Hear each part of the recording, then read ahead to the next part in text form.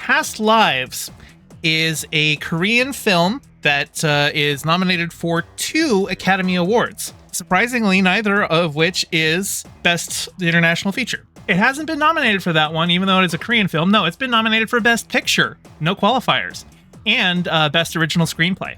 And this is a film about a pair of childhood sweethearts who get separated when the girl immigrates to Canada and leaves her friend behind in Korea. And it's about them reconnecting decades later and finding out, where each other ended up and how that meshes with the ideas that they had in their head of their goals as they were kids.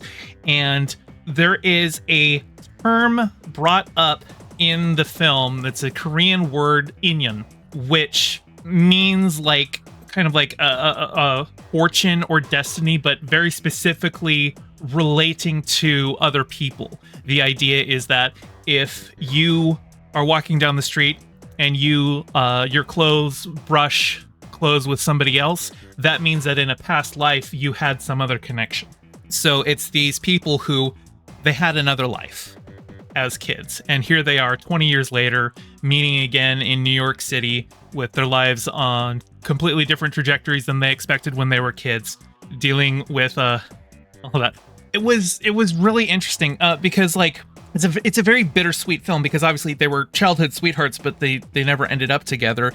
And he is visiting New York, having just broken up with his girlfriend, whereas she's married a guy. She's been married to him for 7 years. And he even jokes at one point that because they're both writers, and he was just talking about how it makes an interesting story, and that he said, in the story I'd be the evil white American husband standing in the way of destiny.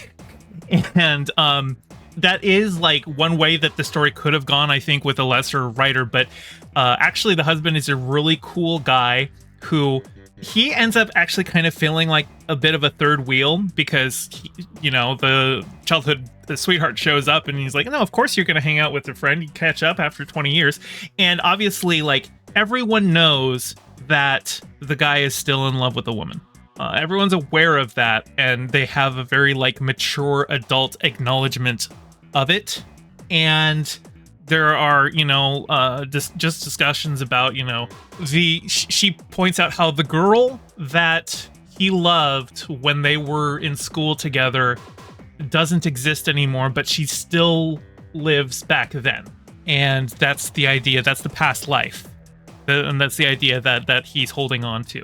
And you could have easily written this so that the main guy himself is kind of an incel-y character, but I think they handled it very well. I think it was a very sweet, very mature movie, just talking about the ways that our expectations of lives don't match up with how things turn out, but that doesn't mean that that's a bad thing.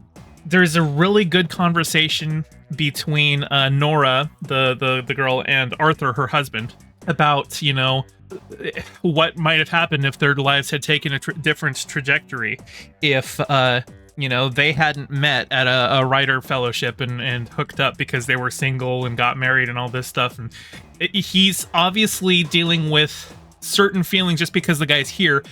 I don't want to say it's insecurity, but he actually has a very mature attitude of and she also reassures him, but their lives could have gone a different way, but this is the life that they have, and it's okay that this is the life that they have because it's the life that they have.